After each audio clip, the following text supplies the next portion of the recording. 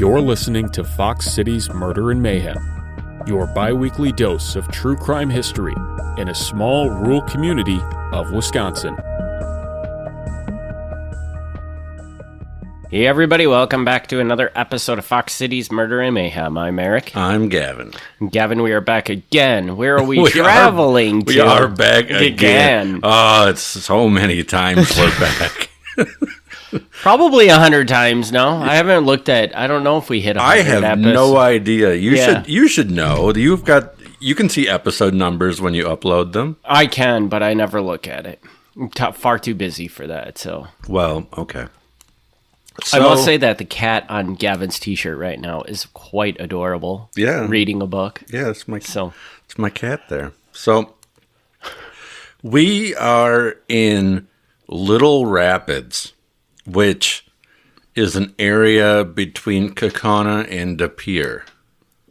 Okay, is it still known as Little Rapids today? I don't know if people there actually call it Little Rapids. Like if I go there, will there be a sign that says "Welcome to Little Rapids"? I don't know. Interesting. I'm not entirely sure. I mean, this is maybe. I don't know.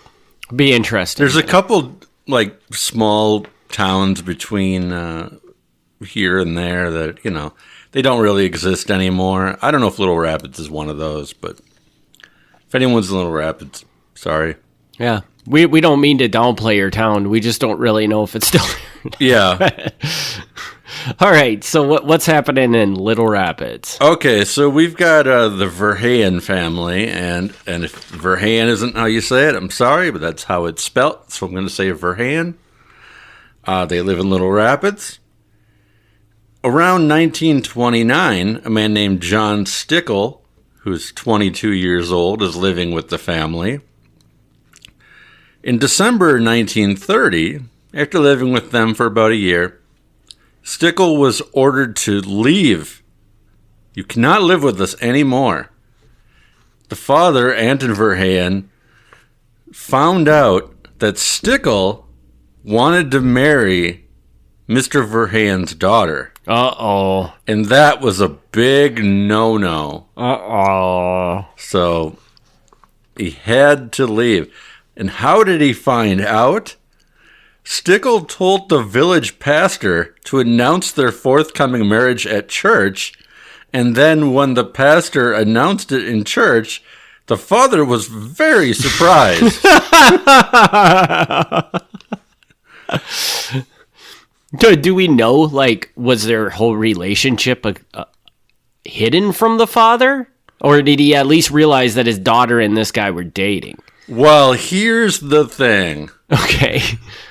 Regardless of any of that, John Stickl is about 22, as I say. The daughter, Helen, is either 13 or 14. Okay. I don't know exactly when her birthday falls in that year, but she's either 13 or 14. I guess that's probably not as creepy to them as it would have been to us, right? It's not completely unheard of, but the father was not okay with that. It's I know this happens, but it doesn't happen to my daughter. Right. So Stickl said, well, fine, I'll leave. I'm going to go to Milwaukee. I'm sick of you. I don't want anything to do with this family. A few months later, on April 18th, 1931, the Verheyen family was at a wedding anniversary party in the village of Little Rapids, and so were the James Miller family. Helen, the daughter, for whatever reason, was not at the party. I guess it was an adults-only party. Mm. So she was asked to stay home and watch the Miller children. You got to stay home and babysit, Helen. Sorry, no anniversary party for you. She was all settled in with her coat and shoes off, listening to the radio, and then up pulled a red Chevrolet coupe. And John Stickl is at the wheel. According to the Miller children, who I guess this was early enough in the day they were still awake. Stickl came in and forcibly took Helen, even choking her to get her out of the house. Her coat and shoes were left behind. Wow. Yes. Now he's got Helen. Neighbor children, Robert Woodward, who was 11, and Alicius Gay, who was 14, saw the abduction and immediately went into town to tell the Verheyen family. Brown County Sheriff Joseph Francis put out the word that the vehicle was probably somewhere in northern or eastern Wisconsin.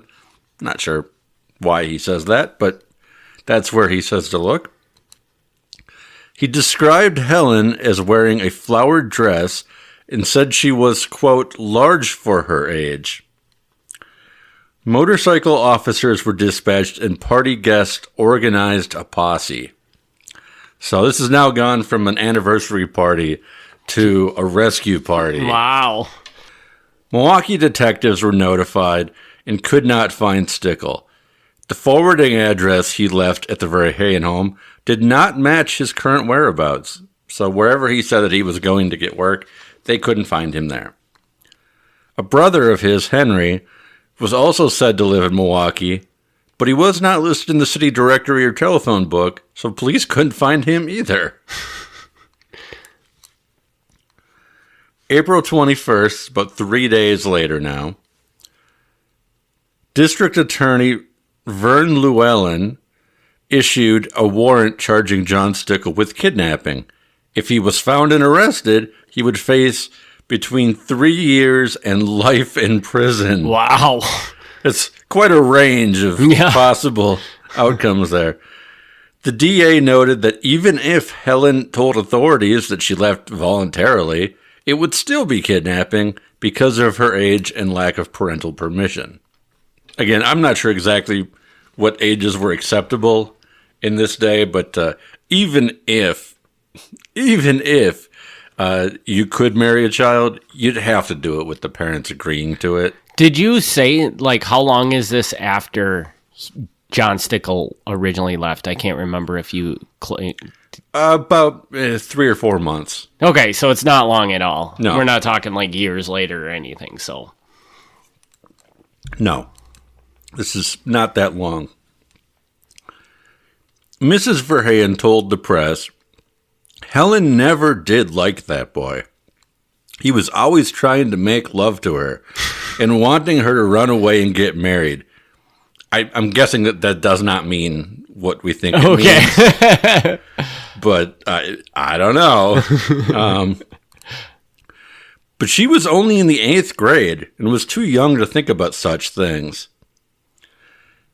The mother said that Helen was 117 pounds and, quote, not exactly what you might call pretty. Wow. She had blue eyes and light hair.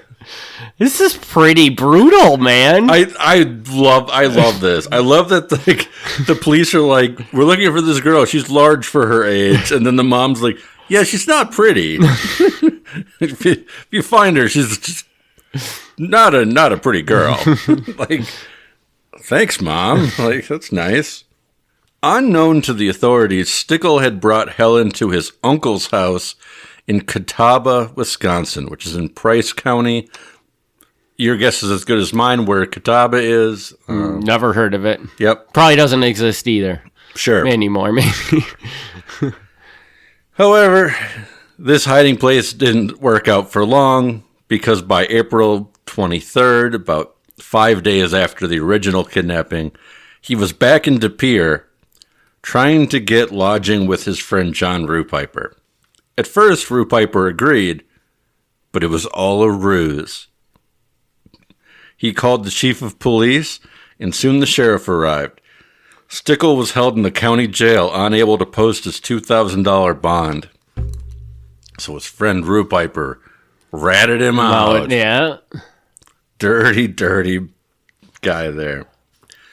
Conflicting reports came out regarding Helen. While everyone agreed that she was unharmed, it was not clear if she was kidnapped or if she went willingly. She told the press she was kidnapped, but they weren't quite so sure.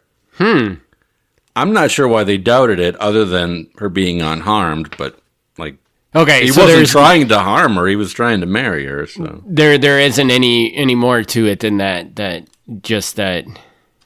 they didn't seem to think that she was voluntary. I think she's gonna give conflicting answers. Like, they never quote her directly in the newspaper, but I think she's giving conflicting stories to people about things, whether or not she likes John Stickl or this and that. Not entirely sure, but you'll see why I say that. Okay. Stickl had his preliminary hearing before Judge Monahan. He was bound over for trial. He remained in jail this whole time, still could not pay his $2,000 bond, which, $2,000 is a lot of money. Mm-hmm. There was speculation that he would plead to a lesser charge than kidnapping because, he could face up to life in prison, didn't really want that.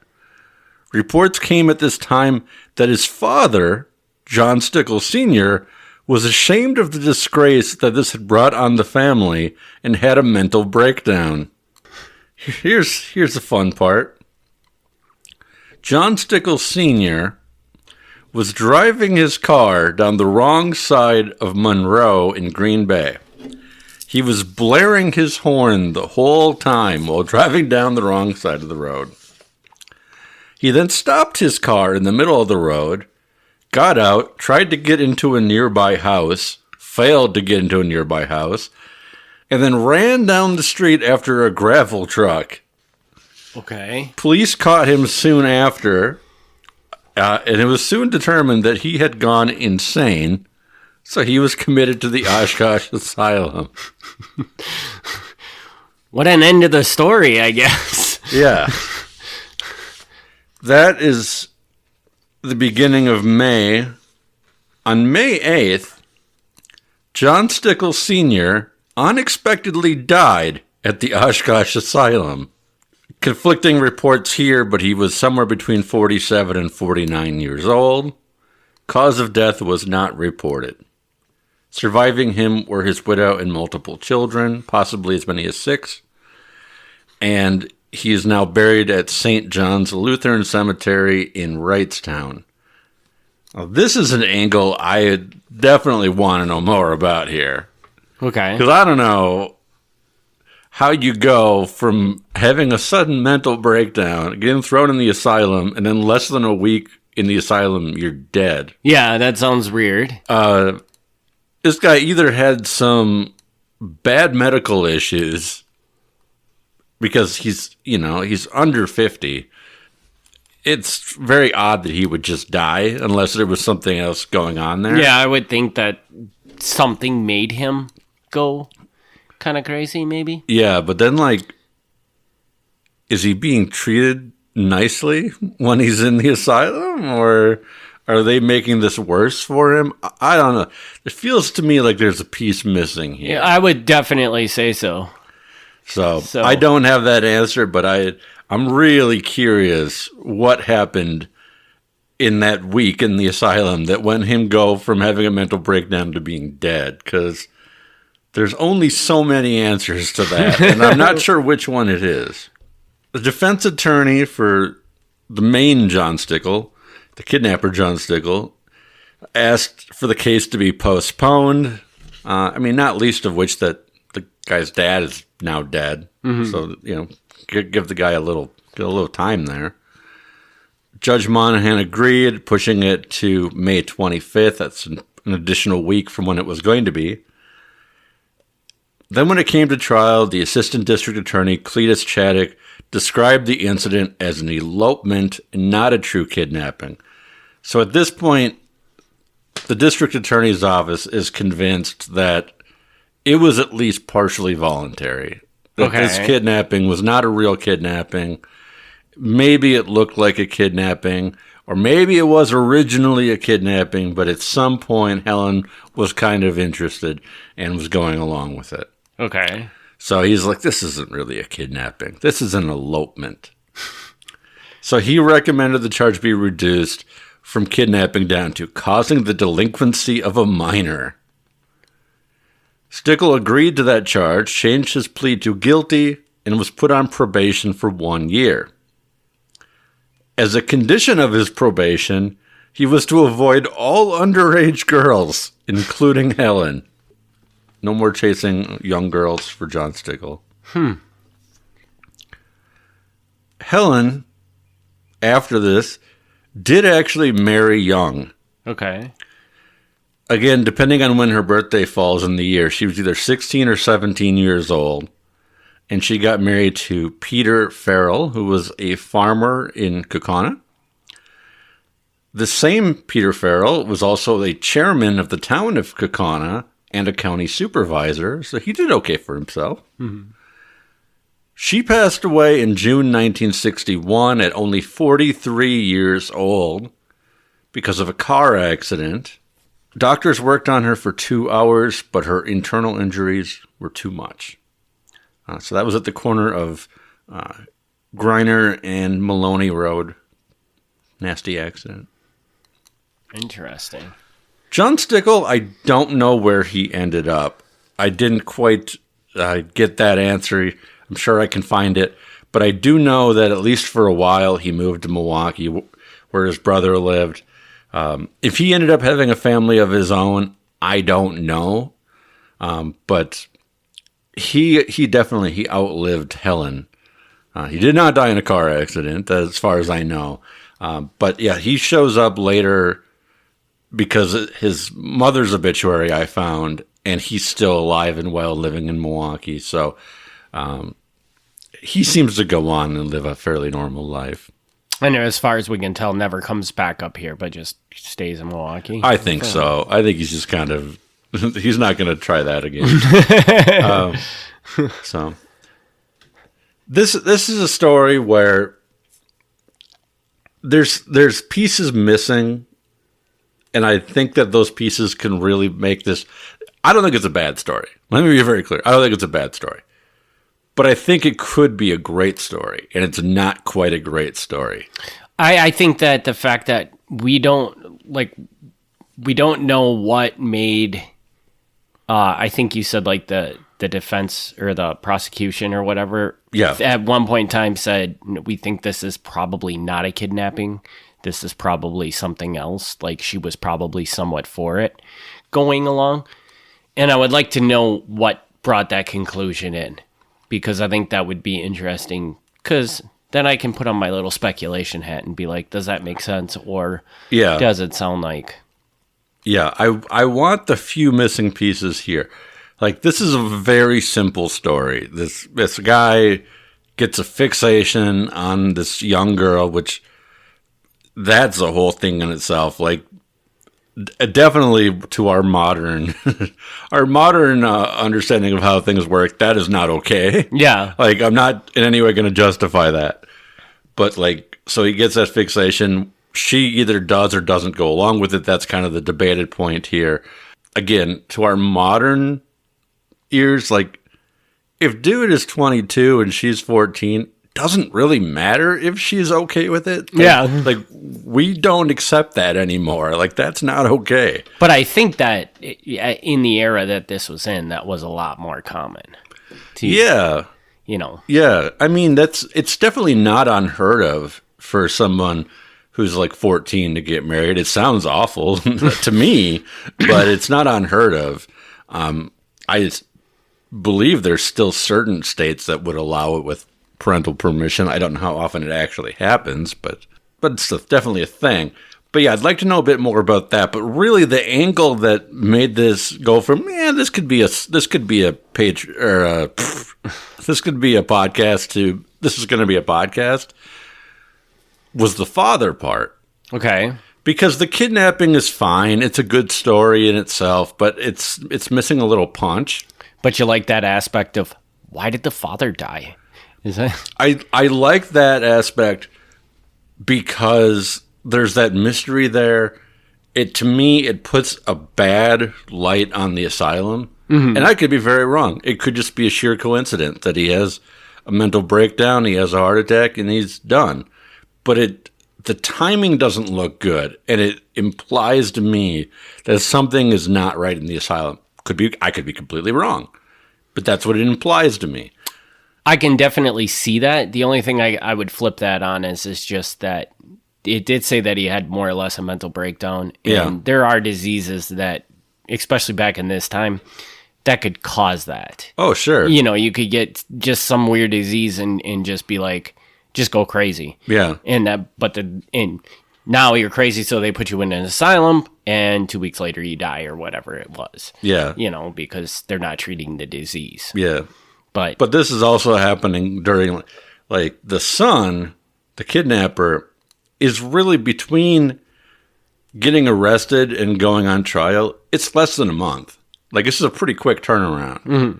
So it's happening during that time, which adds to the original story. You know, whether he had the breakdown because he's ashamed of his family or not, I don't know. That's what the papers said. But either way, it times out where it then becomes part of the story and not just like by the way, this happened later. Like, no, this is going on. And I'd love to find that missing piece, because it could be like you say, that there's some underlying health issue, and then it's like not that interesting. It's like, oh, he was having other issues and it just contributed. But I want to be right. You want that the hospital or the mental asylum did this to him, right? Yeah, because so for people who don't know, I really want people to know this. The Oshkosh Asylum, or now it's like what is it called? The Northern Hospital of Mental Health. I don't even remember what it's called. The very fancy title now. Very medical, fancy title. Well, anyway, I still call it the asylum. I mean, it's not the proper term, but it's, even like the water around it is called Asylum Bay. Like, that's its actual official name. But anyway, like, they have a museum on the property. Okay. If you don't know that they have a museum, you now know they have a museum, and you should check this museum out, because they do not hide it. Like, so that you're saying this asylum had a long history of doing pretty awful stuff? Yeah, they've got rooms in the museum where they'll be like, this is how we did electroshock. This is where we would try to, like, break people's spirit by putting them in a bathtub and then submerging them in as much ice as possible. And, like, just things that they thought would cause people with mental health issues to snap out of it and get back on track. So they basically were trying to torture them back into being not disturbed. Yes. Wow. I don't think that would be a very effective practice. But that's what you did. That's what you did. Because every single medication that we give people for mental health problems now, like, those weren't around. Right. So, like, you'd either had to do something to them physically to try to get their brain to snap back, or they were just basically committed for life unless they recovered.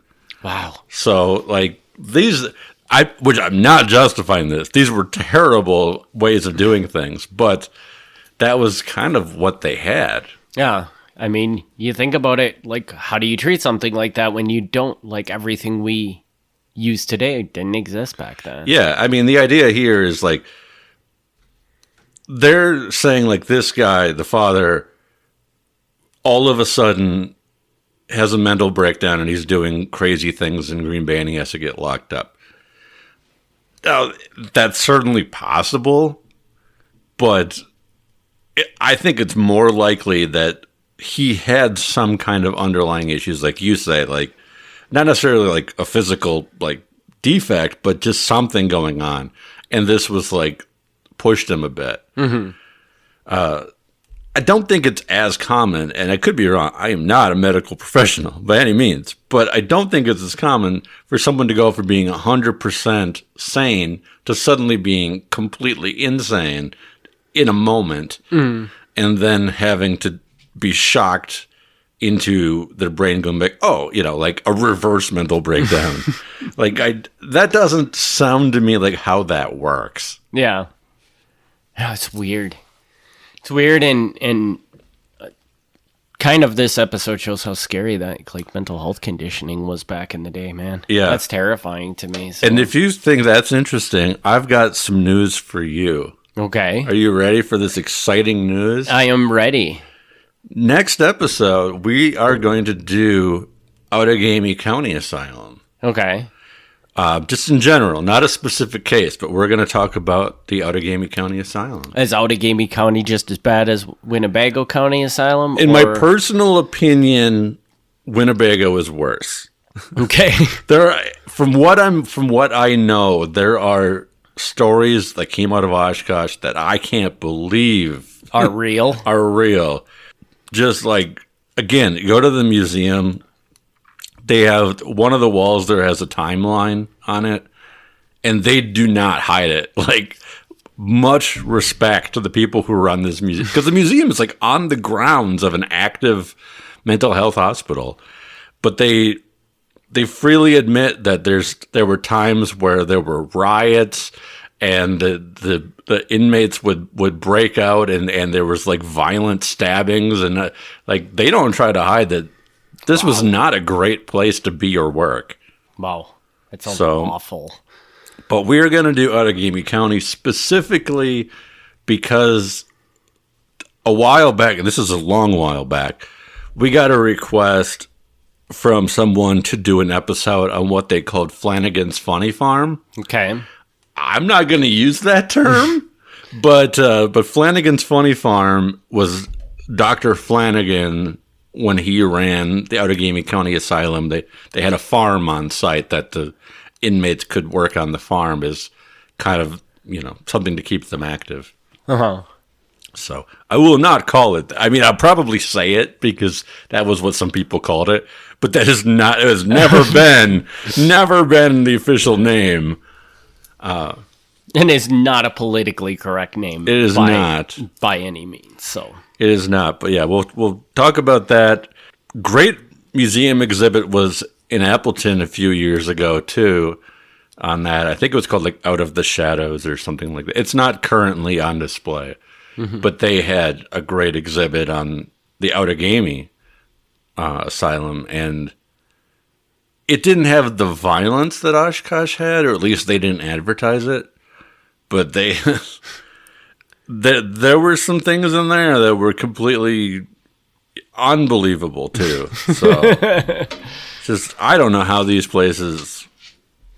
I guess you had to put them somewhere, and that's what they had. Yep, that's exactly what. Sad as it is, that's what it is. Yeah. So. All right. Well, with that, we can wrap this episode up, and we will. Did you say the next one is going to be the Outagamie County Asylum? Yep, we're going to do it next. It kind of jumps off of this because we got a guy in the asylum, different asylum, but kind of the same time period. And also, I happen to be working on another project that we won't do on here, but it's about a guy who happened to be a trustee of the Outagamie County Asylum, so I have to kind of look into it anyway. So it times out well for this to be when we address it. Perfect. All right, then. Well, we will be back with that, and we want to thank everybody for their continued support of this podcast. We'll see you on the next episode. All right. Thank you. Thanks for tuning in to Fox City's Murder and Mayhem. Join us in 2 weeks for another exciting episode of Murder and Mayhem.